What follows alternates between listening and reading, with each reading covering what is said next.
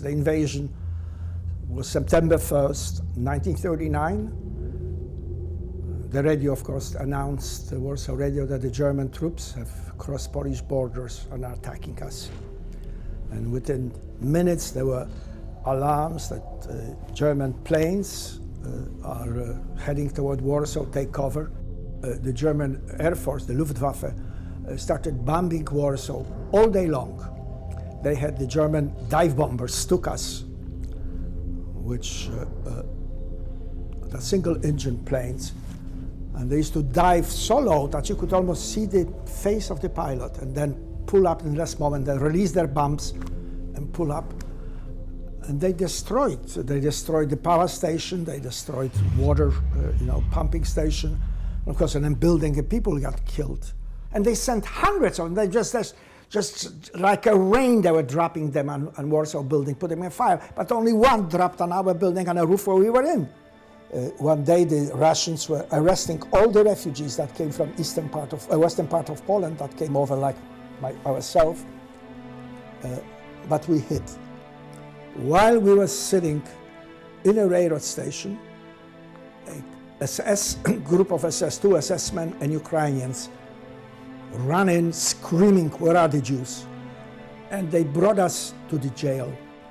Together with the 3 of us, there were 40 prisoners, all Jewish. And we were in that cell several weeks when one night, it was already middle of the night, it must have been like 1, 2 o'clock, I don't know. The door opened again, the same SS with the Ukrainians, everybody out. They ran us out of the building. Around the building, on one side, stood 4 men, our prisoners, naked, and it was winter, it was cold, it was snow on a thing. Next to them was a pile-up of clothing. They ran us further around the corner of that building. In the back, there was a gallows, and 4 prisoners were hanging. And when they hung the 4 that were staying naked, they ran us around the building toward the undressing side. It was dark, and they ran us screaming at us, ran us total darkness. And we passed a little shed. The door was open, and I jumped into the shed. The roof of the shed, the ceiling of the shed was no more than maybe 5.5 feet, just above my head. I was still a boy. It was an opening, big opening. I grabbed it, and I pulled myself up, and I lay on a deck down there on top, between the roof, which was peaked roof, with an opening between this floor and the roof was a big opening. And I heard my father, the whole group was executed, was hung. I heard the saying, the religious saying that the Jews usually say, which goes, Shema Israel, Adonai Eloheinu, Adonai Echad. Listen, Israel, our God, one God. And then became quiet. I found ourselves in Auschwitz. We are staying there in a line. A prisoner came back and gave us pieces of paper with a number on it. And he was followed with a tattoo man who tattooed the number that I had. And the number that I have is 127,956. And that was my name since that part. 127,956. When you had to answer to anything, to a German or to a capo, you always Häftling 127,956. Prisoners of 127,956. And that became your name. And you couldn't survive it more than 2-3 months. The food was 1 slice of bread, which was probably half of it was wood chips, and 1 soup with 1 or 2 leaves of cabbage floating in it, that's all. You just starving. You see people there, we call them Muslims, they called them in concentration camps. There were skeletons, just walking, their eyes looking nowhere, just skin hanging on them. When the wind was blowing in the right direction, you could smell very strongly the burnt flesh. It's like burnt hair. It smells like a burnt hair. And in fact, there was a German foreman, and when we mentioned to him, because he spoke Polish, do you smell what we smell, the flesh of people being burned? And he used to say, wir siegen, we will win. Of course, it was toward the end, he didn't win. The Russian, you could hear the artillery already coming closer and closer, and one day they evacuated us. Again, no food anymore. There was nothing. A friend of mine that was with me died of starvation. I couldn't help him. I brought him a couple pieces that I had, but he was gone.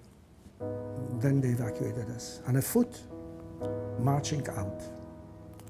And it was springtime. It was April. It was about middle of April, close to middle of April. And we marched. The German army was in retreat. The roads were full of them. Trucks pulling cannons, cars, jeeps, motorcycles, foot soldiers, but not the Germans walking and marching, stomping their feet, torn uniforms, their heads down. They brought us to a farm and put us in a barn, up in the barn where they keep the hay. Next morning, I and a fellow that were together got up, and there's no prisoners. I said, oh my God. So we go down, and there's a group of German soldiers making a fire, bonfire, and baking potatoes. And I hear talking in Russian. I said, what the heck is that? So I walk over, and I speak fluent Russian. I started talking to them, who are you?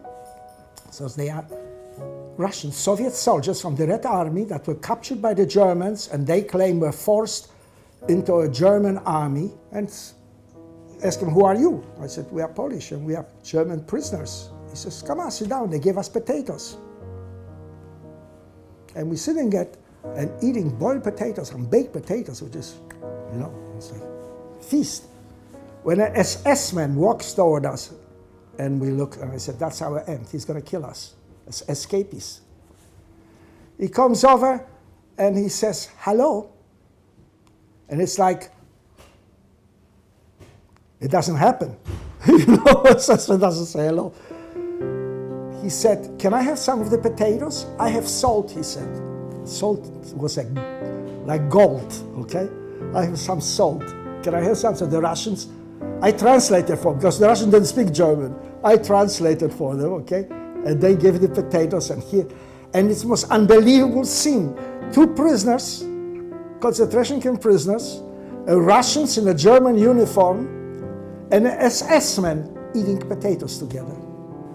And then suddenly, a Jeep, American Jeep, with 4 soldiers on it, with an attachment to the Jeep in the back, with a gun, machine gun on a hood of the Jeep, slowly maneuvered itself between the stalled trucks, and the guy in the front just moved that gun back and forth, stopped in front of our column, and I stood with one just in my hand, just looking at him, and I started crying. I was all alone. Here's the end. I'm free, but I'm all alone. And the soldier came over and embraced me. That was the end. My mother would let me do anything, almost, as long as I didn't harm other people. She emphasized that. But I wasn't afraid of anybody. I used to fight anyone that called me a dirty Jew or something. I went into a battle till I had great respect in the street. Nobody ever bothered me later. And I think that was partially responsible for my ability to survive. I did not give up, and I was tough.